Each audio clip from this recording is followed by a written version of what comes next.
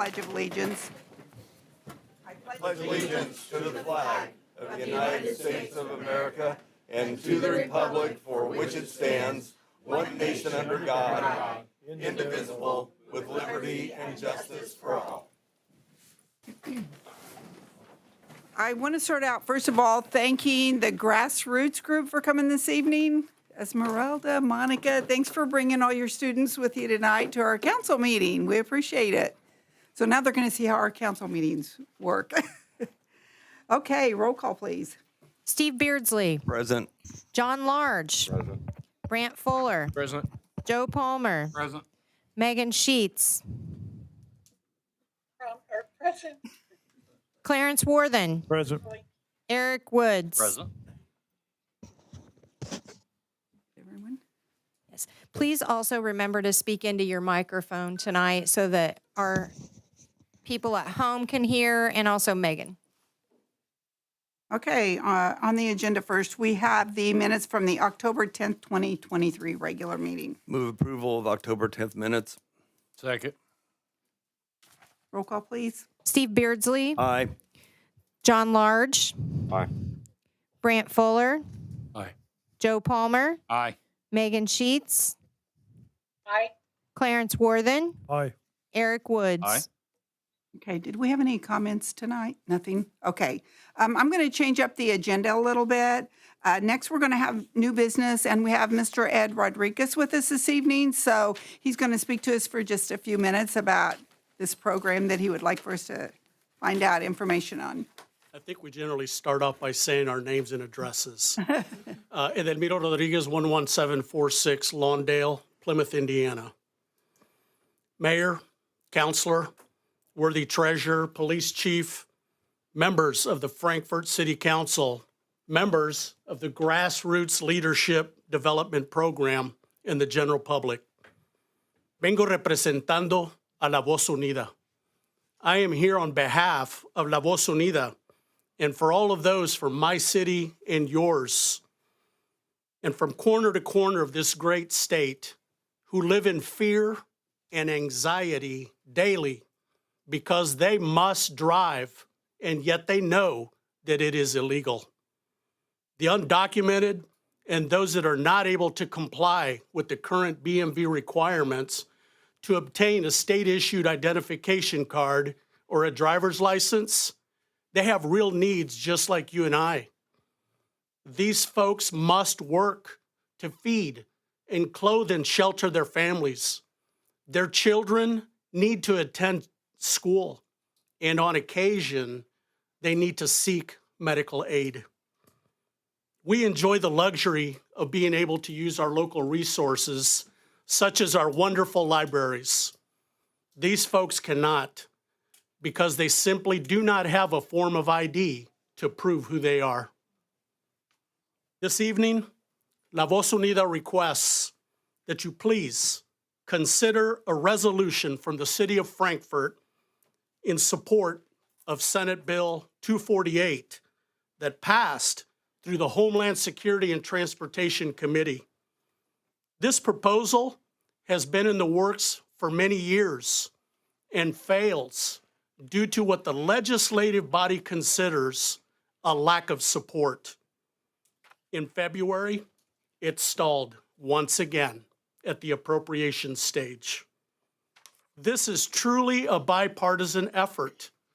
Senator Blake Dorio of Goshen, a Republican, Senator David Nagowski, a Democrat from South Bend, and locally, Senator Stacy Donato of Logansport, another Republican, are co-sponsoring this proposal for a total of 9 Republicans and 2 Democrats that are co-sponsoring this effort. La Voz Unida has been working with senators and representatives all across northern Indiana to ask for their support and advocacy. With their busy schedules, it has been a real struggle to present to them. And we've now taken the approach of asking leaders such as yourselves to provide us with this type of a resolution that will serve as a symbol of the support and advocacy that the city of Frankfort offers to the proposal that is now known as the Driving Privilege Card Program.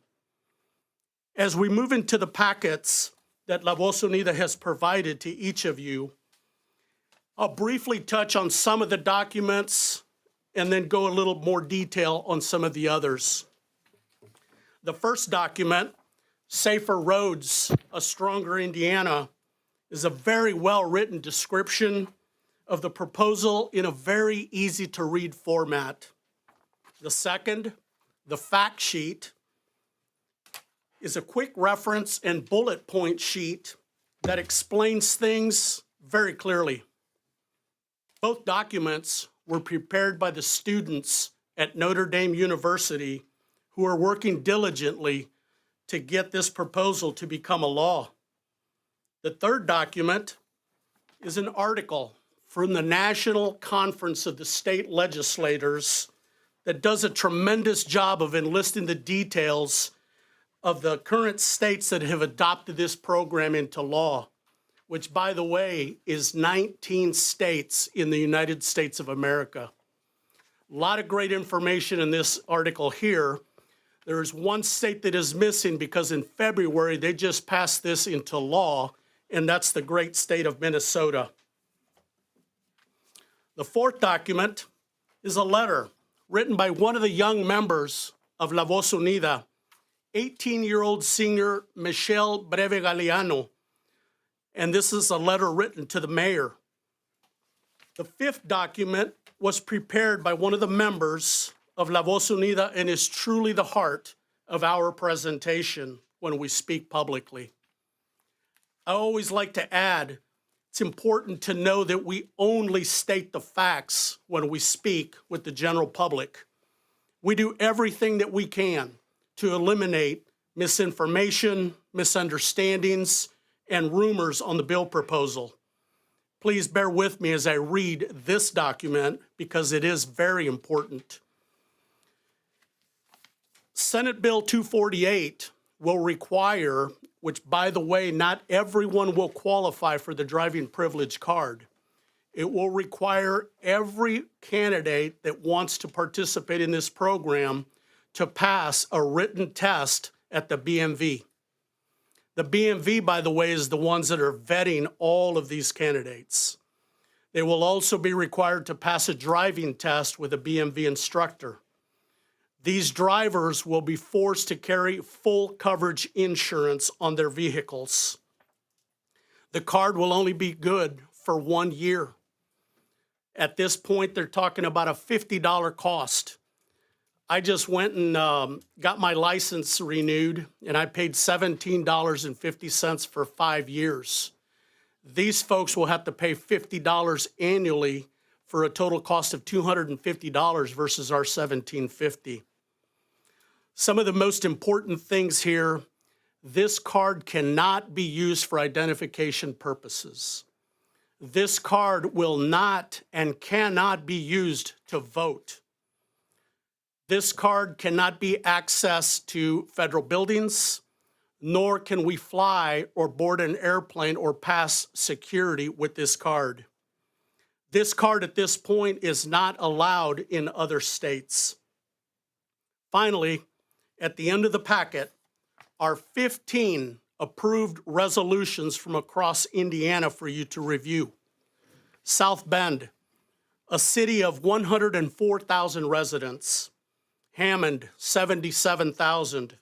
East Chicago, 26,000. Goshen, 35,000 residents. Plymouth, 10,000. Elkhart, 54,000. Warsaw, 16,000. Logansport, 18,000 residents. Ligonier, 4,500 residents. Bremen, 4,000 residents. North Manchester, 3,500. Bloomington, 65,000 residents. Evansville, 117,000 residents. Columbia City and Wabash, 10,000 residents each. In closing, we want to give you our most heartfelt and sincerest gratitude for allowing us this time to bring this to your attention. Again, we ask that you please consider placing this resolution before a vote And as you cast your vote, think of those that are less fortunate. La Voz Unida appreciates your leadership, and we will continue to do God's work. Thank you for your time. Does anybody have any questions for him? Tonight, we did not have a resolution prepared.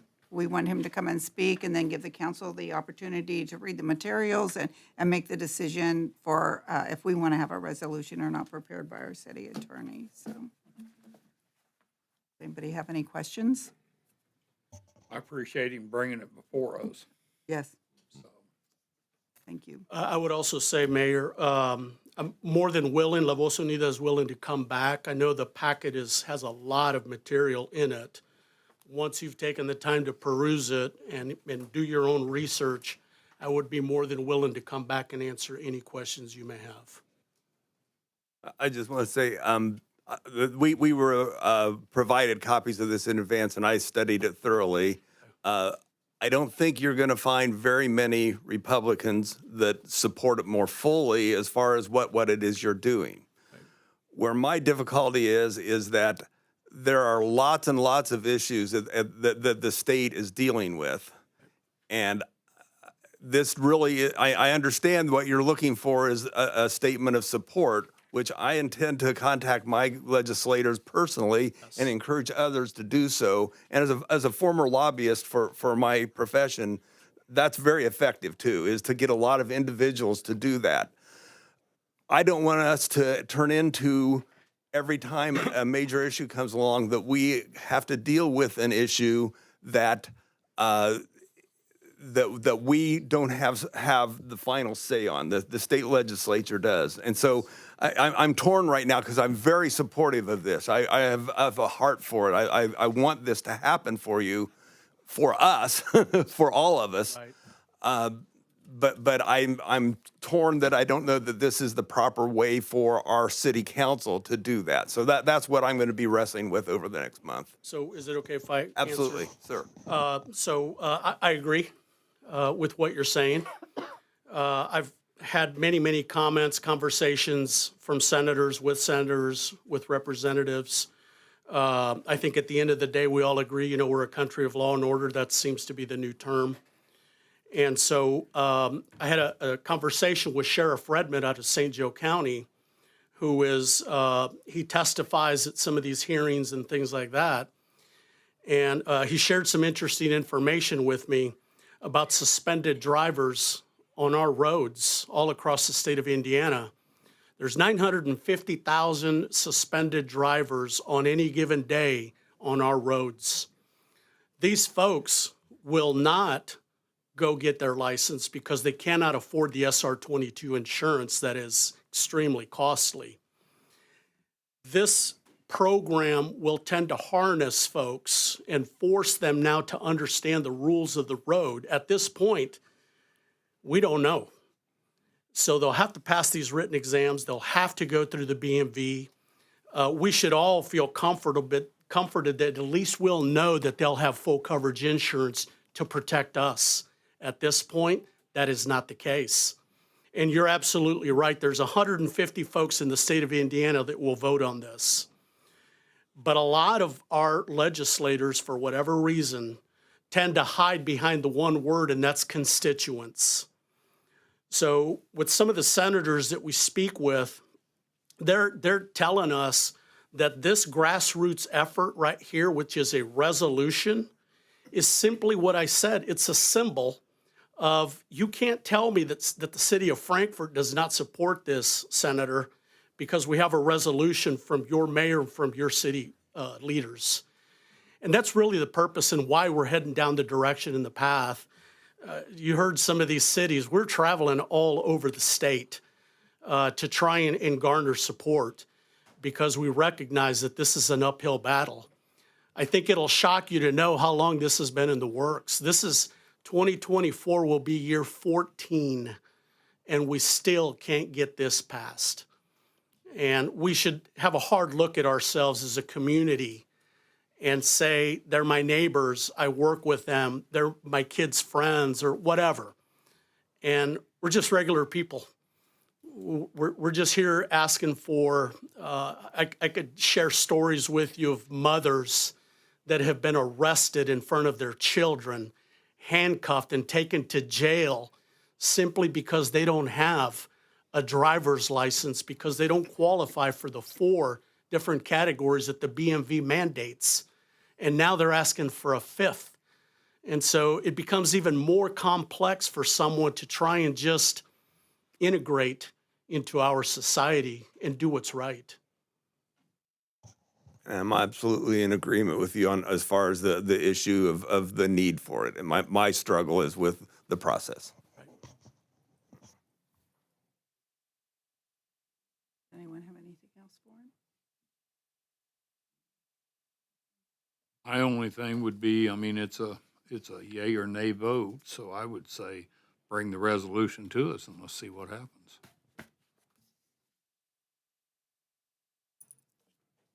And that would be, okay, that would be in the December meeting. Right. And I think, Counselor, you'll find North Manchester is a very general resolution. If you get into South Bends, it gets very complex. And I don't know that anyone's really looking for complexity. We're just looking for that support and advocacy. That's really all we're after. They're all in the packet, so I'll take a look. All 15 of them are in there. Our legislators aren't looking for complexity. They want to see who, you know. Yeah. And I agree with you, Councilman. I hope that everyone reaches out to these legislators, because that's what it takes, is for us to say, hey, what's your thoughts? Here's my thoughts, and hopefully we can make this happen. I will say that the state only uses the constituents when it's good for them. So. Okay. That's absolutely right. Does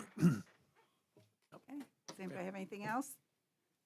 Thank you so much for coming this evening. Thank you, everyone that shown up this evening to hear about this. And you're welcome to stay if you would like. And if you don't want to stay, we have quite a long agenda tonight. You're welcome to go ahead and leave if you'd like, or welcome to stay with us. It's totally up to you. Thank you. Thank you. I'm driving back to Plymouth, so I'm going to be. Oh, you're gonna bail. Okay.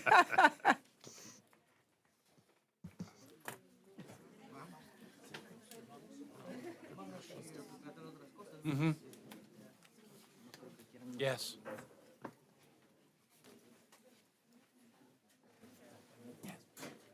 Bye, She's still on there. Jasmine. Just making sure. Megan? Megan's still there? My computer does Still here. Yep. Okay.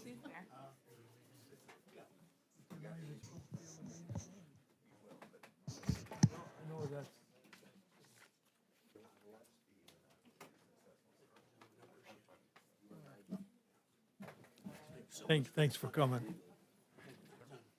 Thanks, sir. Nice to meet you. Thank you for making the trip. Packets Thank you. for, oh, hey, Mr. Rodriguez. I agree with you. It's not our job to approve this or not approve it. I didn't know if there was an packet up there. I'm gonna give Megan. There was a whole. Okay. Okay, so are you going to talk about the additional appropriation ordinances as I open and close the meetings and all that? Okay. Yes, Did we do minutes? but again, we're dealing with the state.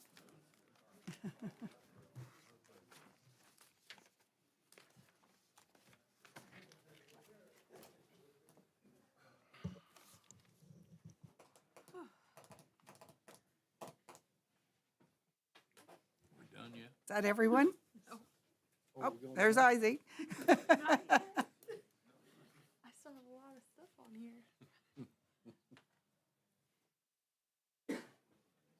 Okay, at this time, I'm going to go ahead and recess the Common Council meeting at 7:19. And this is for a public hearing for ordinance number 23-06. And Carol, do you just want to refresh your memory on that? -16. 60, oh, sorry, I don't have my glasses on. Okay, I better put my glasses on. This was an ordinance for additional appropriation for the police department. We did do first reading on this at the October meeting. Just as a refresher, This was for new hire clothing, a refund for a duplicate payment so that it could be put back in the police budget, overtime, fuel, and utilities for both the old and the new police station. Is there any questions, comments? Do you have anything for us, Chief Shoemaker?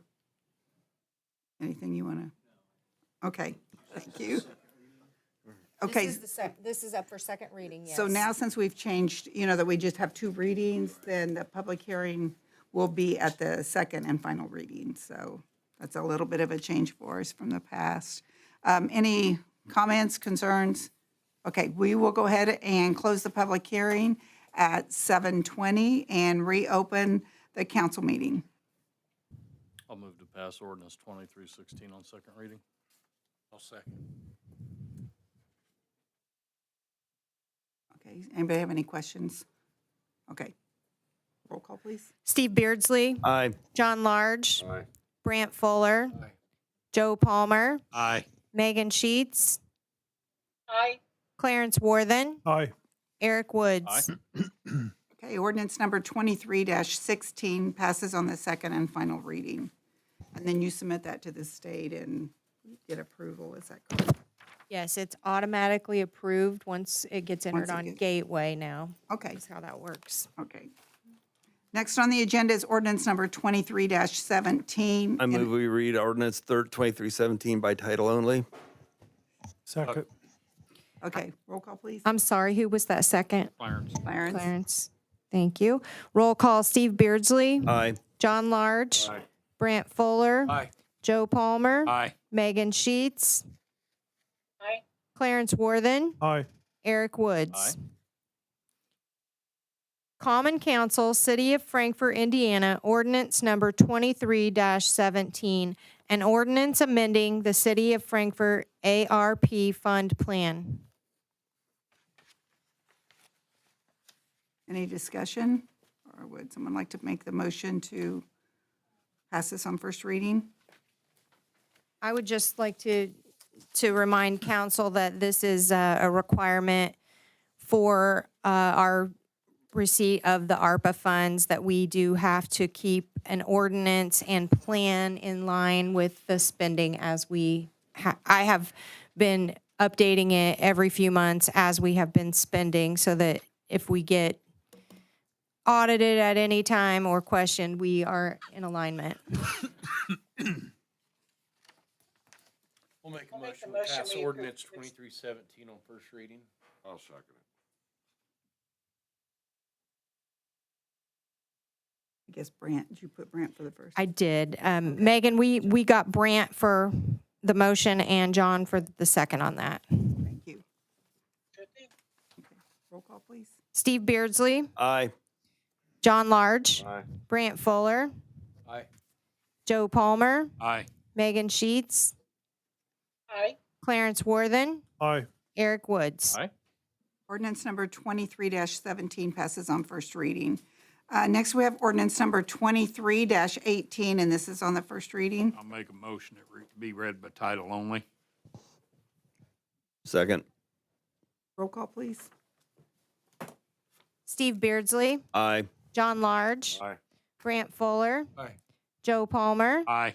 Megan Sheets, Aye. Clarence Worthen, Aye. Eric Woods. Aye. Common Council, City of Frankfort, Indiana, ordinance number 23-18, an ordinance to make an additional appropriation. I just have one question on this. Since the RDC has not met yet to commit these funds, are we okay for first reading, and as long as they're committed by the second? Yes, because we can amend it on the second reading if we need to. What the intention is, since we have a limited time frame to get this all accomplished and get the fire truck purchased in the time frame from the date of the quote, we have a certain number of days to get it all done. So it would be kind of contingent upon the RDC funds, and then if not, we could amend the ordinance at the second reading. I don't know if everybody's is this way, but mine is, I've got the list of where they're from and the amounts, but it doesn't have anything of where it's going to. So that was the original. You should have an updated version of this in the loose paperwork that was laid in your I in hadn't your looked desk. through that. I apologize. I should have mentioned that. There were a couple of things that we had to update as we were working through getting stuff. So we got some stuff to you just so you could kind of look at it and see what we were doing. And then as we updated, so I apologize for that. We were working as quick as we could on that. So this must be it. And the format on the original is more of a transfer format, so we updated this to be reflective of how we normally do an additional appropriation.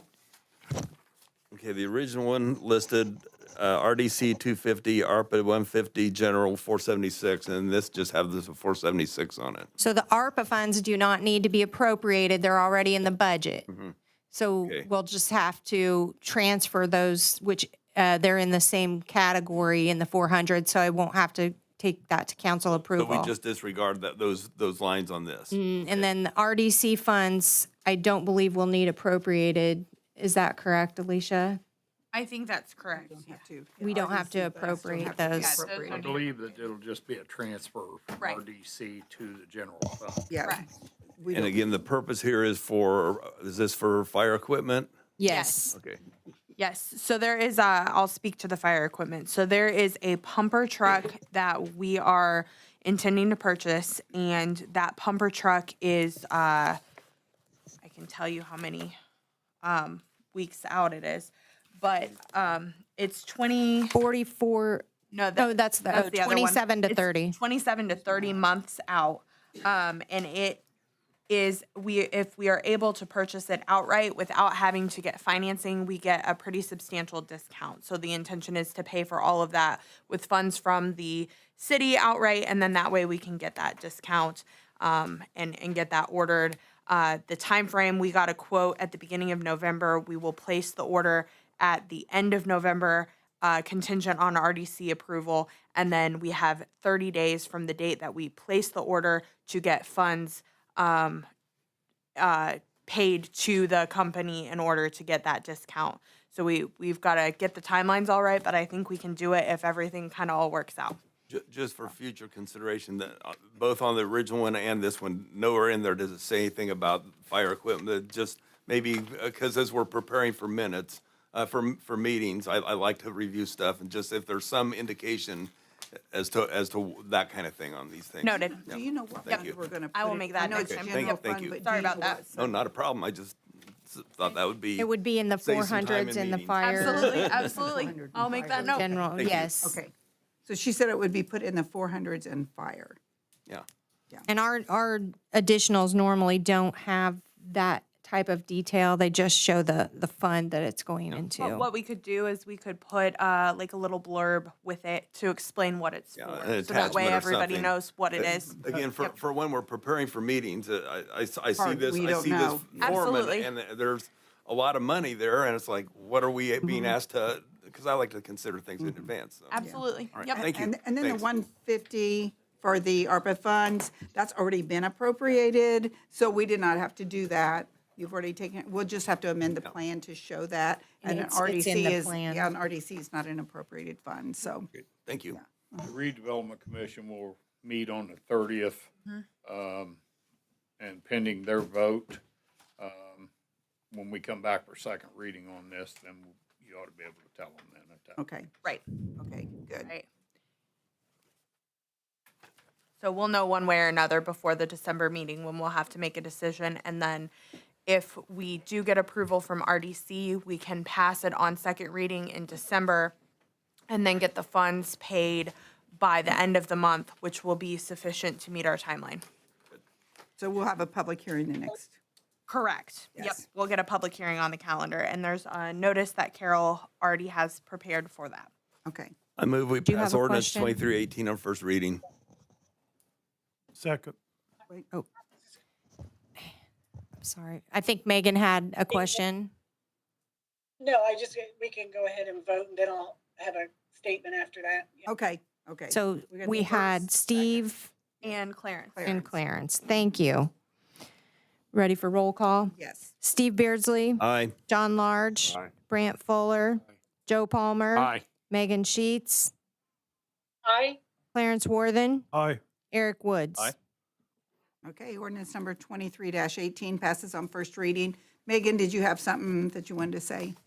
I was just going to say, am I correct, Alicia? Wasn't the discount, if everything goes according to the timeline that we hope for, the discount could be in the area of $60,000? That is correct, Megan. Yep. And I've got the information somewhere up here. But yeah, the discount was about $60,000. So it was a pretty substantial savings if we can get that all accomplished in time.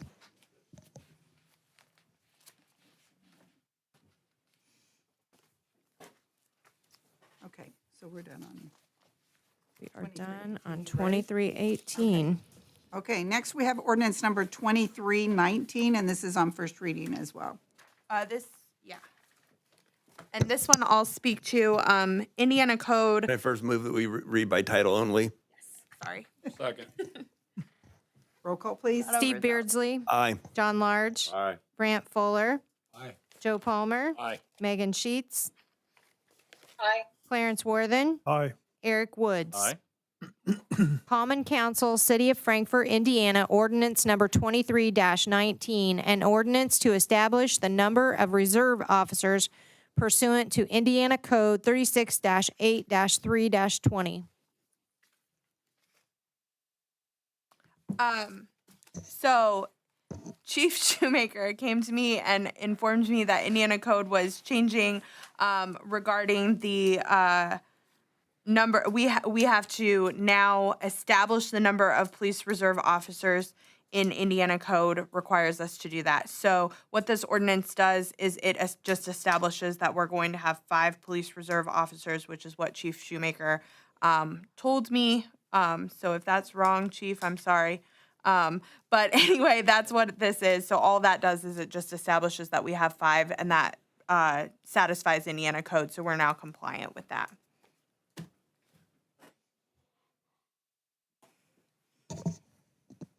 Do we have any questions? I move we pass ordinance 2319 on first reading. Brant, second. Okay, roll call, please. Steve Beardsley. Aye. John Large. Aye.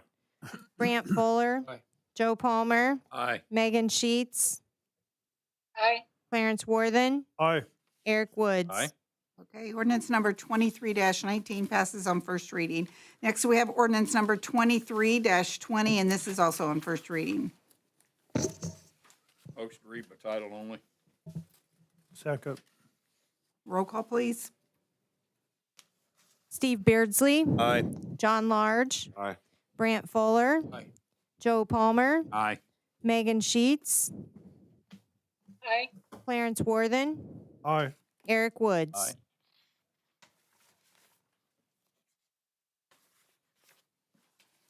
Common Council, City of Frankfort, Indiana, ordinance number 23-20, an ordinance amending the City of Frankfort ordinance adopting the Americans with Disability Act, ADA, designating the ADA coordinator, and adopting procedures.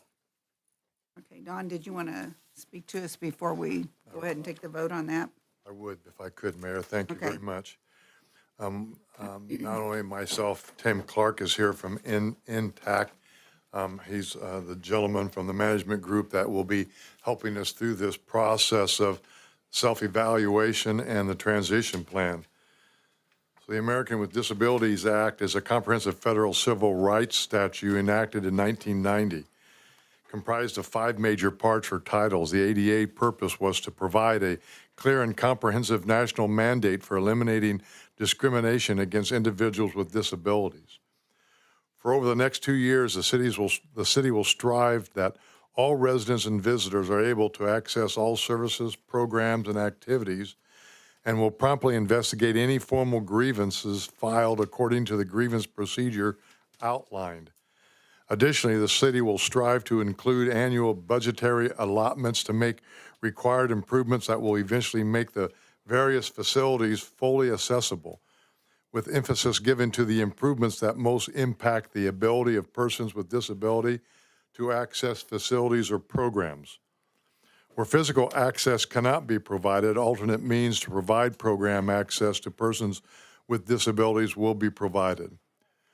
When we start this self-evaluation, only areas open to the public at the following city-owned or leased facilities where city programs/services are provided. Those are Old Stony City Hall, the police station, all 3 fire stations, the street department, parks facility, and the golf course. Areas of these facilities open to the public generally include parking lots, walks, parks, amenities, and areas within buildings that are not restricted to employees. Some buildings or areas of certain buildings have infrequent public access and will be evaluated under the same guidelines. In addition to the city facilities, we will be reviewing existing city policies and procedures within each department. The focus of this review will begin with the distribution of a questionnaire to each department, followed by other data gathering if needed to better understand the responses of the operation of each department. Key items reviewed within each department will include ADA-specific training of employees, interactions, accommodations of persons with disabilities, writing of publications produced by each department, and staff suggestions to help them accommodate all persons with disabilities. Following this review, recommendation will be made to improve the accessibility of programs for each department. It is the goal of the City of Frankfort to make facilities and all service programs and activities fully accessible within 20 years. The result of this self-evaluation will identify all architectural barriers at city facilities, the degree to which these barriers limited accessibilities, and their priority for corrective action will be subjectively categorized as high, medium, or low. High priority include barriers that effectively prohibit access to a service or program or present a safety hazard. Medium priority includes barriers that either partially prohibit access or make it quite difficult. And low priority barriers typically do not limit access but are not compliant with standards. The improvements will be categorized into a 20-year phasing program to spread the costs for implementation out and address the most serious deficiencies at the most used city facilities. The actual implementation schedule, budgeting, and prioritization are up to the administration and are likely to be impacted by complaints, new regulations and requirements, and availability of funding. Note that these costs are to resolve accessibility issues by making architectural improvements, and in many instances, there are procedurals or other modifications that can be made to provide equal access to city programs, and some modifications are not required until the renovations are completed. This plan will show the city will be addressing and processing the ADA self-evaluation and transition plan over the next 20 years and how the facility audits will occur over the next 2 years. This is brought to you as an ordinance for us to be able to kind of get ourselves started with the program. If we can, we would love for you to be able to pass this on both first and second reading tonight so that we can get ourselves started. We already have our board in place and we're ready to get moving towards looking at our facilities and addressing the needs of those facilities in the first phase of the program. I brought Tim in so that he can explain other things as I'm all new to this, as you all know, and am looking forward to this. I think this is going to be a great program for the city as it will address the needs of all of our citizens. Thanks, Don. I don't have the same radio voice that he does, so. Yeah, he had asked me to come in. I want to thank Michelle and Emma for coming in too from the office, for this late in the evening to be here for this program. Don pretty much said everything. The one thing that everybody needs to know and understand is we need to pass this as an ordinance because it's got to be sent to NDOT because NDOT is governing all this, and NDOT's the one that's governing a lot of the things you guys do for street and sidewalk projects. As you know, if you don't pass something, if you don't have something in place, when you guys start to apply for grants, you may be denied just because you don't have this in place. It's taken them 33 years to get to this point, but that NDOT's overseeing, the NDOT here, but the Department of Transportation nationwide is overseeing this for the Department of Justice. So it's a program that you're required to do. We're here to help you. I live here in the county as well. Want to make sure that you guys have everything. I'm doing the same thing right now for the whole entire county. So we'll also be putting a group together between the city and the county. When you do start getting complaints, that who's going to go out and review those complaints. So we make sure that you stay out of lawsuits, because we're starting to see more and more. Otherwise, I just called into one in Tippecanoe County for a hotel. They were fined $80,000, but they got it reduced, but they still had to pay a fine and their attorney fees to make things right. So we're here just to help and make sure everything's right. Jason, we really need this for right, Kimberly, for this grant that we're going for phase 3. And when are you going to turn that in? December 2nd. We have to have it in by December 2nd. So that's why it would be nice if you would agree to. I don't have a problem making a motion to suspend the rules, pass this on second, or first and second. I'll second. Roll call, please. Steve Beardsley. Aye. John Large. Aye. Brant Fuller. Aye. Joe Palmer. Aye. Megan Sheets. Aye. Clarence Worthen. Aye. Eric Woods. I think proper procedure is now that we pass it on first and second. Yes. Someone like to make that motion? I'll make the motion that we pass. Oh. What is this, ordinance 2320 on first and second? I'll second. Okay. Roll call, please. Steve Beardsley. Aye. John Large. Aye. Brant Fuller. Aye. Joe Palmer. Aye. Megan Sheets. Aye. Clarence Worthen. Aye. Eric Woods. Okay, ordinance number 23-20 passed on first and second reading. So you're good to go, and we can get that turned in then when we apply for that grant. Thank you. Thank you very much. Thank you. Thank you. Thank you. Okay, next on the agenda, resolution number 23-18. I have so many today. Do you want to talk to us about? This is the remaining funds out of $110,000 that were designated in the ARPA monies to be used for the aquatic center this year.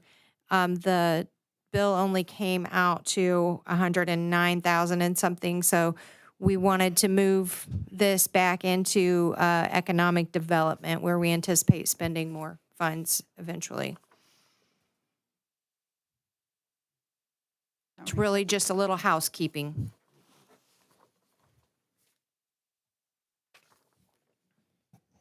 I'll move to pass. Make the motion, we approve resolution 2318. I'll second Megan's motion.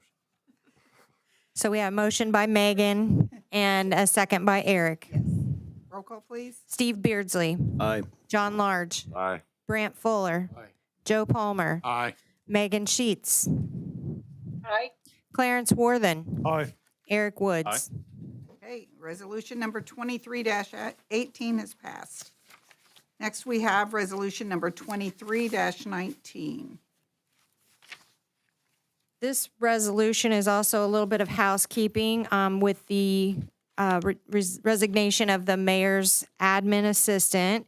We are going to need a little bit more in that to finish the payout of that employee and to keep another employee for the mayor's office in that job being paid throughout the end of this year. So we kind of cleaned out most of the mayor's other Most of my other funds. budget, and we're going to move them in that line. Are there any other questions or comments? Make a motion, we pass 2319. I'll second that. Roll call, please. Steve Beardsley. Aye. John Large. Brant Fuller. Joe Palmer. Aye. Megan Sheets. Aye. Clarence Worthen. Aye. Eric Woods. Aye. Okay, Resolution number 2319 passed. Next, we have resolution number 23-20. This one pertains to my office, where we have been working very diligently on cleaning up all of the records and following the state retention schedules. And we originally appropriated some funds into 200s, 300s, and 400s, and this is just a little cleanup of some of the, we had a little extra in the 400s that we didn't use, and we need a little more in the 2s and the 3s, so this is just moving those around. Are there any questions on that one?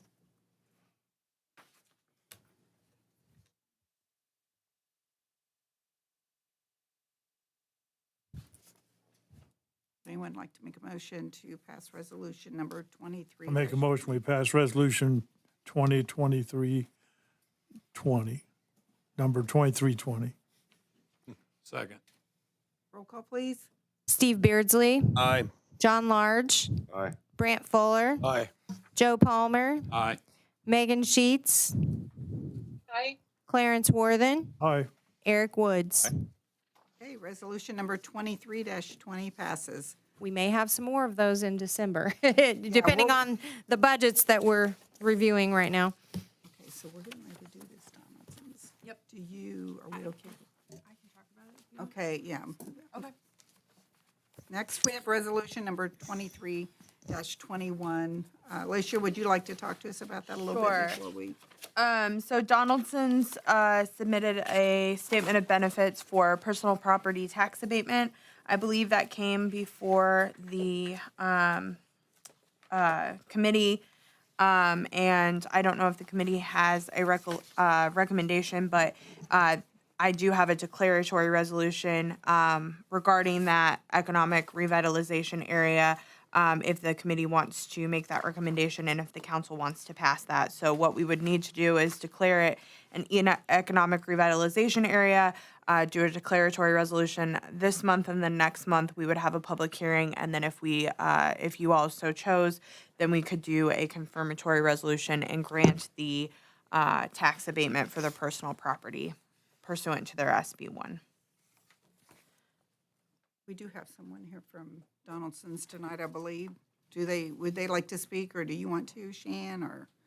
We could have Tim and Ernesto, Ben, if you want to come up, just briefly while they come up, representing Donaldson's. You know, Donaldson's have been around a long time as a company, 1915. You know, when you think about starting as an agricultural business, Mr. Donaldson Sr. just made a filter for his tractor back in 1915, and it has grown into an incredible I would say empire when it comes to filtration, and with the air quality and issues that we have in air quality throughout the country and the world, you know, it is great to have a partner like Donaldson in our community. They just, you know, finished, Mayor, when a few years ago, about a $75 million project back at that time, expansion. It was highly competitive. Frankfurt won that, and so we were very excited to see this as another project that's possibly coming to Frankfurt, but they need to have all of their arrows in the quiver so that we can go to Minnesota and hopefully land this. And Ernesto is here on behalf of Donaldson, and Ben Robertson on behalf of Donaldson here today. So Ernesto, thank you. Yeah, good night. So I'm the plan director for the site. Frankfurt has been here in the community for about 44 years now. We just recently had an expansion project 4 years ago. We had 2 new lines out of the 5 existing ones at that time. So we have 40% of more capacity. We are landing in about 2 shifts already for one of the lines and 1.5 for the other one. And we want to keep investing on that one. We have a very aggressive sustainability projects looking forward. And yeah, we are very pleased to be here in the community, try to have more headcount here, about 30 new employees to the plant, and try to keep investing about $7 million for the coming 3 years. That's what we are asking for. And we thank you as well for investing in Frankfurt and believing in Frankfurt. It's important to us to see you expanding and with more opportunities for employment, so thank you as well. Absolutely. And thank you for all your support. You're welcome. Does anybody have anything they would like to say or questions or? I was gonna say, the finance committee had a chance to look at this, right? Oh, yes. Yes. I would say I'm in support of this. Generally, the trend recently has been, for my part on the finance committee, that new abatements are kind of have the hold a little bit because we need to provide housing and employees for the industry here. But this is an existing industry that's expanding. We have confidence. I'm often kind of hesitant on personal property abatements because there's some companies that will use that up and then it leaves before we actually get to collect. The long-term trend of Donaldson's is that they keep their equipment and then so that it truly is a short-term abatement that we will collect property taxes down the road on. It's a good long-term community member, and given that, I'm in support of it.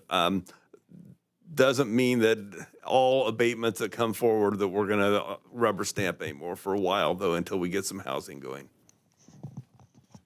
As Make a motion, we fellow member pass. of the Finance Committee, also one of the identifiers for me was the proposed cost or increase in salaries is $7 million, which I also think, or we also think, will contribute to the purchase of homes within our community and have the residual benefits of that as well.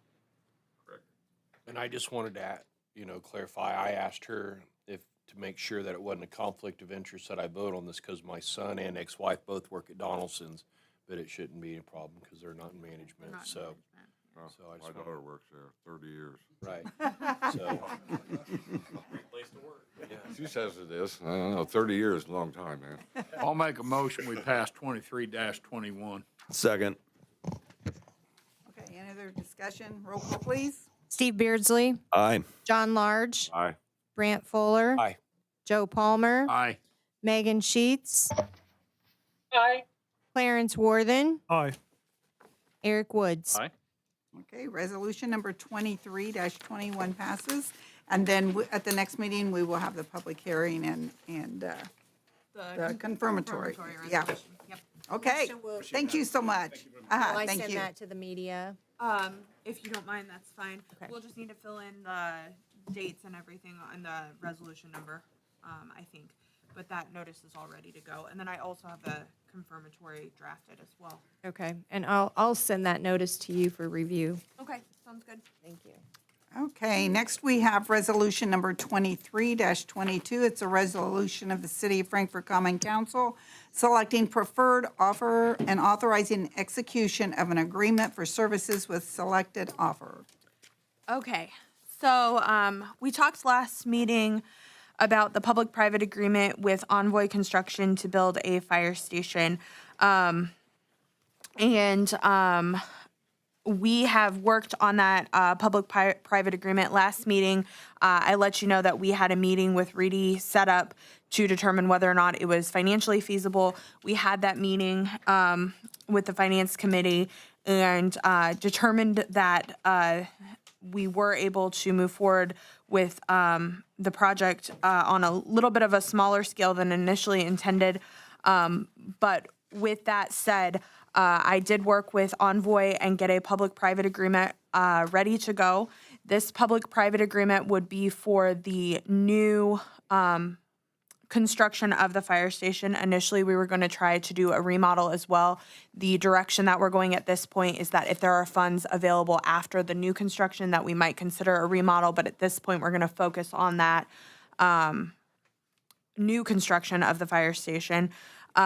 This project would include purchasing the real estate on which the new fire station would be constructed. It would include the construction of the entire project, the design, and all of that as well. We would need to get bonding for that project. And so this public-private agreement would allow Envoy to begin the design process for that. There is language in this public-private agreement. There was some concern that if we got the design back and we weren't able to put it in with the revised budget, that we wouldn't be able to swing it, that we wanted to make sure that we could kind of back off for a little bit, because we do have a little bit of time before we're required to put in the fire station. And there is language in there that if we don't get a guaranteed maximum price that meets the budget that we would need to meet, that we could terminate this contract and we wouldn't need to move forward. We would have to pay for the soft costs that we would have expended at that point. So we would have to pay for the design and all of that. So the resolution would authorize, would approve the public-private agreement and select Envoy as our preferred offeror for the build, operate, transfer project for the fire station. The soft costs on that, with focusing on the new construction, would be $524,000. And then we would have the guaranteed maximum price would come after we had the opportunity to have the design done. So we wouldn't have a guaranteed maximum price at this time. That will come later. And like I said, we would be able to get out of the contract if we weren't able to get a guaranteed maximum price that was satisfactory to our budget. So Envoy did already execute the public-private agreement. I have reviewed it at length.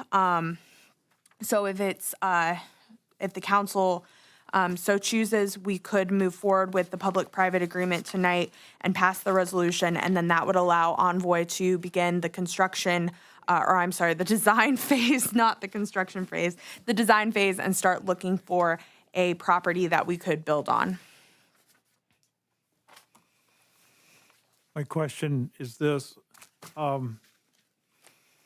Obviously, the cost of property would affect the overall cost of the project. Correct. I got a letter from some constituents wanting to know why we can't put that fire station at the airport, where that ground is that was available. Because we can get that pretty reasonable. We have an agreement with NHK that states where we have to have the location of the fire station. And I think that the location of the airport, and I'm not very good at geography, so don't quote me on this, I'd have to look at a map, but I think that the airport wouldn't be within the location that is contracted within that contract with NHK. So that's not negotiable. That's correct. Yeah, when we signed that contract with NHK, that location, there is a range of locations that we could put it. It's not just one set spot, but it has to be so far out. And I think the airport is too close. I think it calls for farther west. I believe that's correct. West of 450. Right. I think probably all of us got the letter. I got the letter. I went and talked to the author for about an hour and just had a really good congenial talk about it. Back to what I said on election night as far as my approach, if we're just looking in the next year or two, maybe that's not the best place, but I'm looking at 20 and 30 years from now when there's going to be a lot of development out there that is going to need a fire station. And it's my gut feeling that if we were to put it at the airport, we're going to have another one out there. Why put two in instead of just one? I think, I'm not going to speak for him, but I think there was understanding at that point of why we're doing what we're doing. The sorry, go ahead, Megan. I agree with Steve. The PPA does specify the total price of the bonds that we are authorizing, and that was the amount that was discussed with Reedy that we could afford as a city.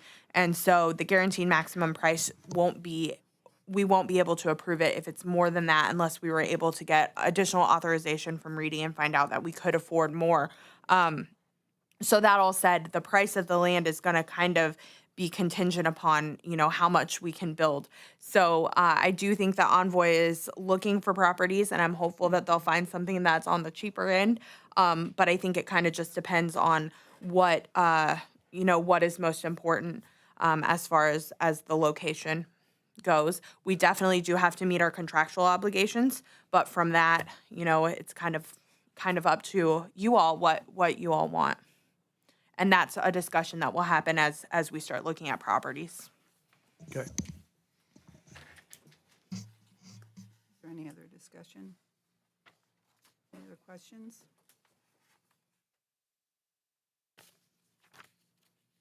I'll move to pass resolution 2322. Second. Roll call, please. Steve Beardsley, Aye. John Large, Aye. Brant Fuller, Aye. Joe Palmer, Aye. Megan Sheets, Aye. Clarence Worthen, Aye. Eric Woods. Aye. Okay, next we have resolution number 23-23. It's a resolution authorizing purchase of fire truck and financing through Indiana Bond Bank. You guys are gonna get sick of me tonight. I'm sorry, but this resolution, essentially, what we're trying to do is we're trying to purchase two different fire trucks. One of them we're going to pay for upfront. One of them we're going to have to finance through the Indiana Bond Bank. There is an opportunity to save on interest if we purchase the fire truck, if we order the fire truck now and we finance it once we're closer to its completion date. And so what I've done is I've prepared a resolution which authorizes the purchase of the fire truck with the anticipation that once we get closer to that completion date, we will get those bonds in place. That saves us a couple of years of interest. If we go ahead and we put the bonds in place now, we're going to pay the interest for those years before we even have the fire truck. So this is just to give us a paper trail so that, 3 years from now, we know what we were thinking when we wanted to do this. And we did have a discussion with Reedy that we would be able to do it through the Indiana Bond Bank. And they did say that it would be a cost savings to wait and do it closer to the completion date to save that interest, and that was their recommendation. So that's what the purpose of this is just to authorize this purchase so that we can go ahead and get it ordered, and then once we get closer, we will need to execute that bond and get that done through the Indiana Bond Bank. And the other savings by going through Indiana Bond Bank is that there'll be lower soft costs than if you do a traditional bond. Correct. Yep. And timing is of the essence to order because this is for the proposed new fire station, and it's going to take approximately 3 years. I'm rounding that up or down to acquire that apparatus. So Correct. 44 to 47 months at this point. Well, we're gonna have to do it, whether we try to save money or not is the question. Right. I'm Well, always we've in gotta get saving the- money. We've got to get the order in. Yeah. Or we won't have what we need for the new station. Right. I'll make, that we pass 23-23. I'll second it. Roll call, please. Steve Beardsley, Aye. John Large, Aye. Brant Fuller, Aye. Joe Palmer, Aye. Megan Sheets, aye. Clarence Worthen, Aye. Eric Woods. Aye. Okay, resolution number 23-23 passes. Next on the agenda, we have old business, and it's up to you if you want to bring it up or not, but we tabled it, I think is the way we put that at the last meeting, the Common Council Utility Service Board appointment. I'll make a motion, we bring it off the table. I'll second. Roll call, please. Steve Beardsley, Aye. John Large, Aye. Brant Fuller, Aye. Joe Palmer, Aye. Megan Sheets, Aye. Clarence Worthen, Aye. Eric Woods. Aye. Now it's off the table. I will make a motion to reappoint Rick Gunyon as our council-appointed USB member. I'll second that motion. Any discussion? Roll call, please, Carol. Steve Beardsley, Aye. John Large, Aye. Brant Fuller, Nay. Joe Palmer, Nay. Megan Sheets, Aye. Clarence Worthen, Nay. Eric Woods. Aye. That's 4 ayes and 3 nays. It just has to be a majority. Okay. That motion passes 4-3 to reappoint Rick Gunyon.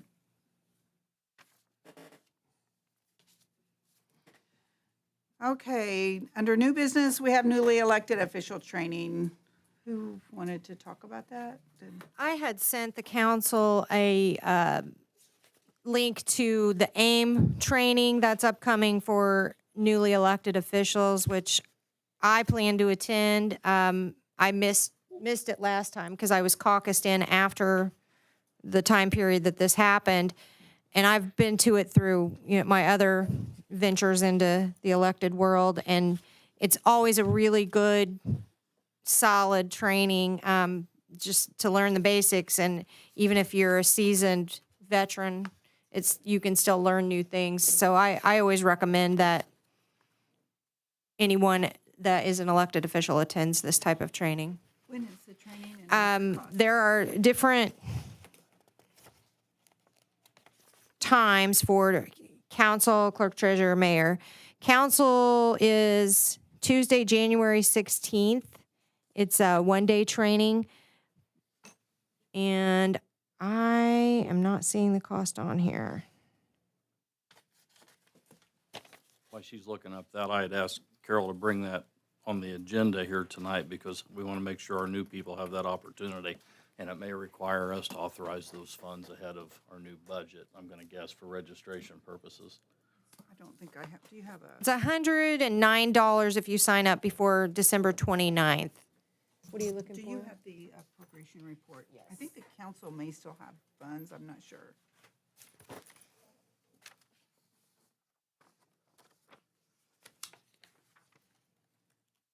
Are they after police? Didn't see that. You do it. You're faster. I don't think I got that. There's also boot camp training and regional training that is shared by all elected officials as opposed to the individual type of workshops. But you should all have the link. If you don't, let me know. I'll get you a copy of the brochure. You have $1,346.90 left, so that should be enough for, at least if the new ones want to go. So Carol, do you want them to get with you? Is that?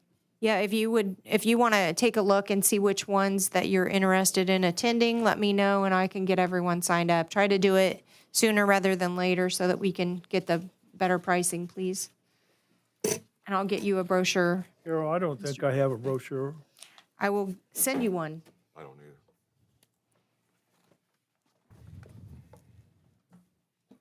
either. Anyone else need me to send another copy or? Not me. Hey, Isaac, I think I sent it to you, but I'll send it again. You can't find it. It's okay. Well, you send it our email?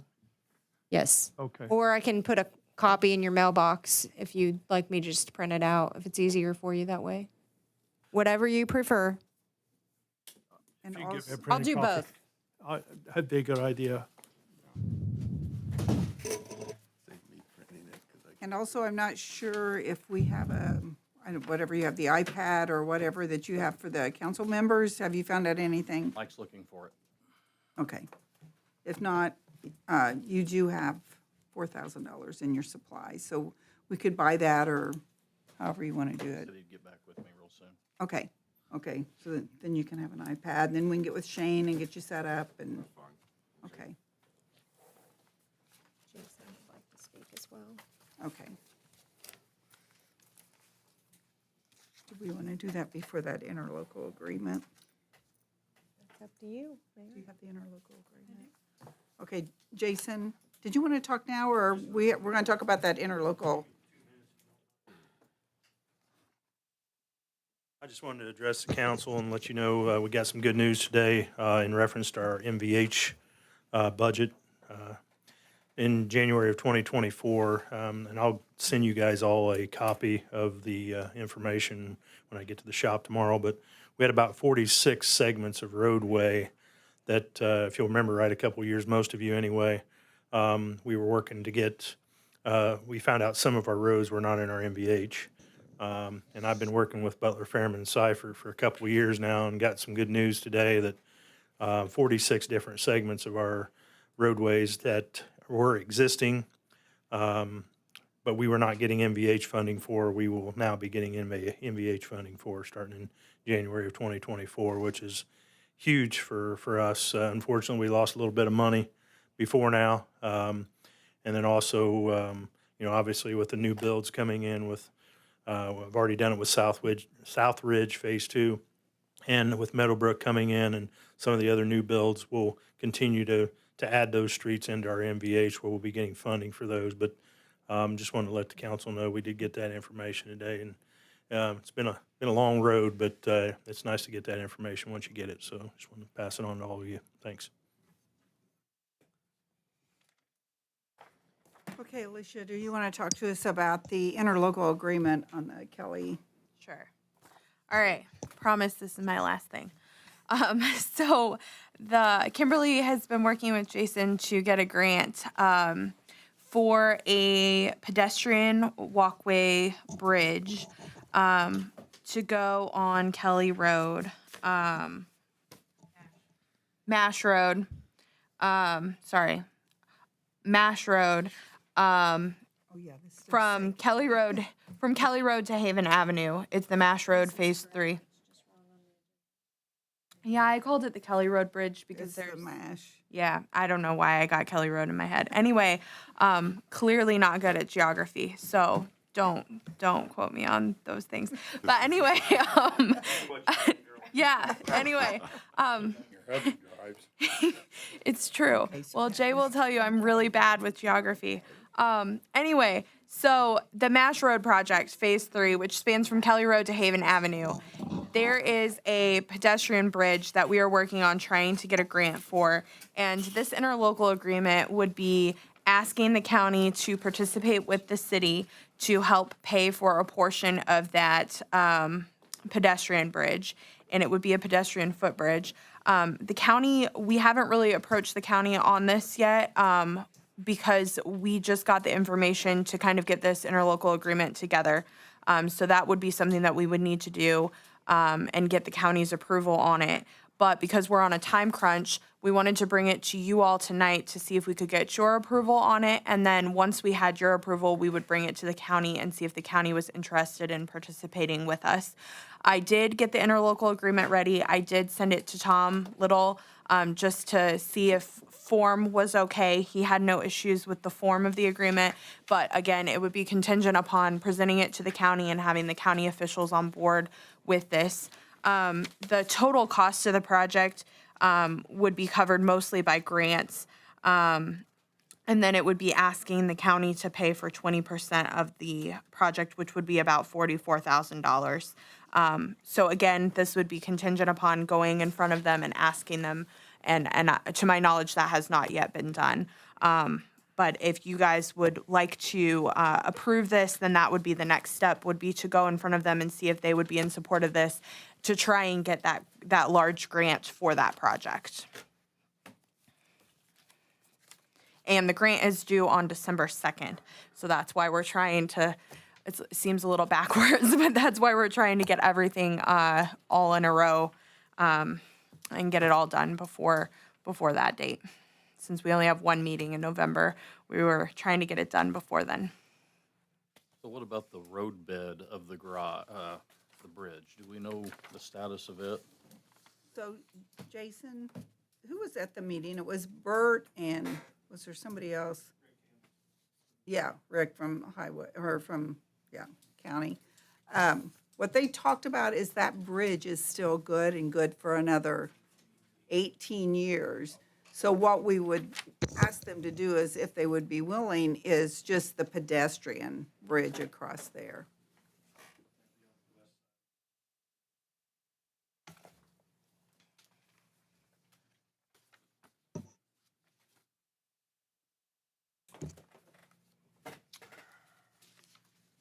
So how would we? What are you needing? What- Motion to go ahead? A motion to approve the interlocal agreement contingent upon approval by the county, essentially. If the county decides that they don't want to participate, then it would kind of just fizzle. We could still move forward with the project without the county's involvement. I think the intention is that if we're all kind of working together, that works better for the grant. Am I right, Kimberly? So by partnering together, that's a stronger position for the grant. So that's why we're seeking the county's involvement. Also a safer situation. Across the creek rather than not putting any. If you don't put anything there, then there's a sidewalk there. So obviously, if you're walking across the bridge, you're gonna have to walk in the roadway, get back on the sidewalk and take off. Pedestrian bridge and across the creek, over the bridge, and back on the sidewalk, getting into the street. It's almost $6.5 million. Appreciate Rick comment. Obviously, I respect the 18 years life left in the bridge.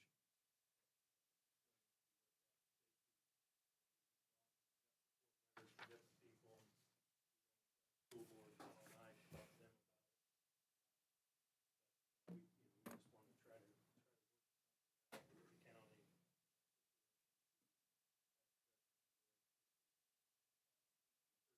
Asking them about redoing the bridge, but obviously respecting them enough to know how much life is left in it. We didn't want to go that route. And that was kind of what we all. Talked about the last time was that if we had an interlocal agreement for that bridge, instead of just having people stop with the sidewalk. So that was one of the comments we received. I will say with the interlocal agreement, we would have to work out with the county when that payment would be made, and that would be largely contingent upon the grant. So the agreement doesn't have any timelines or anything like that for payment. That would be something we need to do an addendum to it and amend it at a later time once we had figured out when we're getting the grant, when payment would need to be made. That could be something we could work out with the county if they were willing to participate. So this is not the fully end product, but it's something that could get us started so that we could potentially apply for the grant on December 2nd.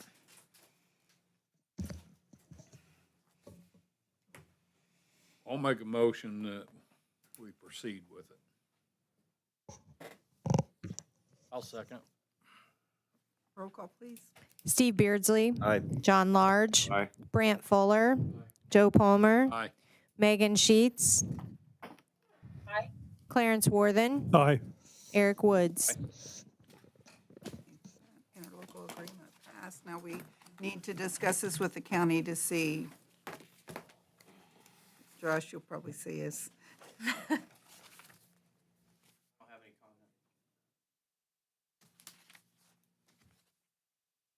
comment. Okay, Kimberly. Were you going to talk to us about? I think I have you down here. I've lost my agenda now. About the extra mile day. Yes, about the extra mile. So, the mayor and the city, were asked to participate in the Extra Mile Day. And after looking at, the Extra Mile Day is a nationally recognized, day across the United States to highlight and recognize individuals, and/or organizations that go above and beyond, for their community. And Mayor Sheets presented Trinity Hope Center, with a proclamation on November 1st, and then this evening, provided them with a plaque. And during the time of the Healthy Communities annual event, the city of Frankfort was also recognized as Organization of the Year in conjunction with Clinton County government. There's the plaque we received. So I just wanted to make sure Yeah. you guys were It aware. was a joint between city and county government for the Organization of the Year.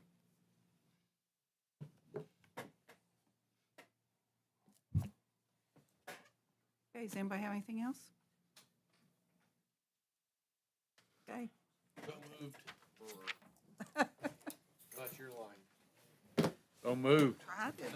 There's my agenda. It's like, what happened to my agenda? Goodness. Oh,